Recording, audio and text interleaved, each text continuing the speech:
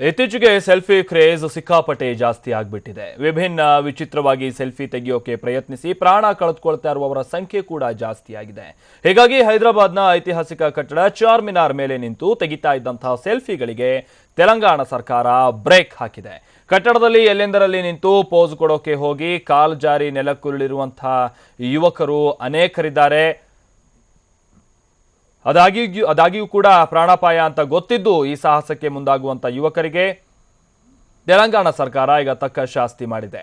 ಹೈದರಾಬಾದ್ಗೆ ನಿತ್ಯ ಸಾವಿರಾರು ಪ್ರವಾಸಿಗರು ಭೇಟಿ ನೀಡ್ತಾರೆ. ಮಹಾನಗರವನ್ನು ನೋಡೋಕೆ ಬರುವಂತಹ ಟೂರಿಸ್ಟ್ಗಳು ಚಾರ್ಮಿನಾರ್ಗೆ ಭೇಟಿ ನೀಡೋದು ಮರೆಯೋದಿಲ್ಲ.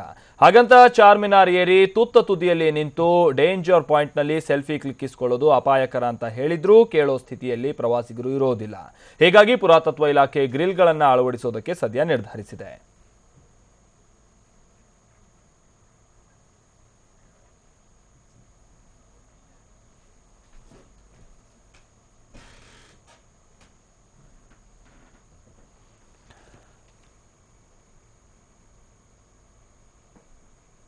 ಹೈದರಾಬಾದ್ನಲ್ಲಿರುವಂತಹ ಚಾರ್ಮಿನಾರ್ನಲ್ಲಿ ಇನ್ಮುಂದೆ ಸೆಲ್ಫಿ ತೆಗೆದುಕೊಳ್ಳೋದಕ್ಕೆ ಅವಕಾಶ ನೀಡೋದಿಲ್ಲ ಅಂತೇಳಿ ಈಗ ತೆಲಂಗಾಣ ಸರ್ಕಾರ ಸ್ಪಷ್ಟಪಡಿಸಿದೆ. ಒಂದು ಆದೇಶವನ್ನು ಕೂಡ ಹೊರಡಿಸಿದೆ. ಕಾರಣ ಅಂತಂದ್ರೆ ಚಾರ್ಮಿನಾರ್ಗೆ ತೆರಳುವಂತಹ ಬಹುತೇಕ ಮಂದಿ ಆ ಚಾರ್ಮಿನಾರ್ನ 2 ಗೋಪುರಗಳೇನಿದಾವೆ ಆ 2 ಗೋಪುರದ ತುತ್ತ ತುದಿ ತನಕ ಹೋಗೋದಕ್ಕೂ ಕೂಡ ಸಾಧ್ಯ ಇದೆ. ಆದರೆ ಅಲ್ಲಿ ಇರುವಂತಹ ಸಿಬ್ಬಂದಿ ಮೇಲ್ಗಡೆ ತನಕನೂ ಅಲೋ ಮಾಡಲ್ಲ. ಆದರೆ ಅವರ ಮಾತನ್ನು ಕೂಡ ಧಿಕ್ಕರಿಸಿ ಮೇಲ್ ಹೋಗಿ ಸೆಲ್ಫಿ ತೆಗೆದುಕೊಳ್ಳೋದಕ್ಕೆ ಪ್ರಯತ್ನ ಪಡುವಂತವರ ಸಂಖ್ಯೆ ಏನು ಕಮ್ಮಿ ಇಲ್ಲ. ಇದರಿಂದಾಗಿ ಬಹಳಷ್ಟು ಅನಾಹುತಗಳು ಕೂಡ ಆಗಿರುವಂತಹ ಉದಾಹರಣೆ ಇರುವಂತಹ ಹಿನ್ನೆಲೆಯಲ್ಲಿ ಈಗ ಪುರಾತತ್ವ ಇಲಾಖೆ ಅಲ್ಲಿ ಸಂಪೂರ್ಣವಾಗಿ ಗ್ರಿಲ್ ಅನ್ನ ಅಳವಡಿಸೋದಕ್ಕೆ ಮುಂದಾಗಿದೆ ಅಂತ ಹೇಳಿ ತಿಳಿದು ಬಂದಿದೆ.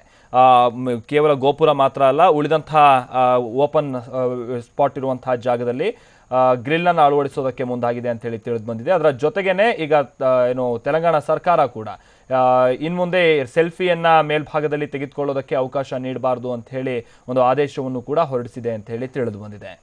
ಹಾಗಾಗಿ ಇನ್ನು ಮುಂದಿನ ದಿನಗಳಲ್ಲಿ ಸಿಬ್ಬಂದಿ ಕಟ್ಟುನಿಟ್ಟಾಗಿ ಸೆಲ್ಫಿ ತೆಗೆದುಕೊಳ್ಳೋದನ್ನ ತಡೆಯೋದಕ್ಕೆ ನಿರ್ಧರಿಸಿದಂತಿದೆ. ಯಾಕಂತಂದ್ರೆ ಸರ್ಕಾರ ಈ ರೀತಿಯಾದಂತಹ ಒಂದು ಆದೇಶವನ್ನ ಈಗ ಕೊಟ್ಟಿರುವಂತಹ ಕಾರಣದಿಂದಾಗಿ.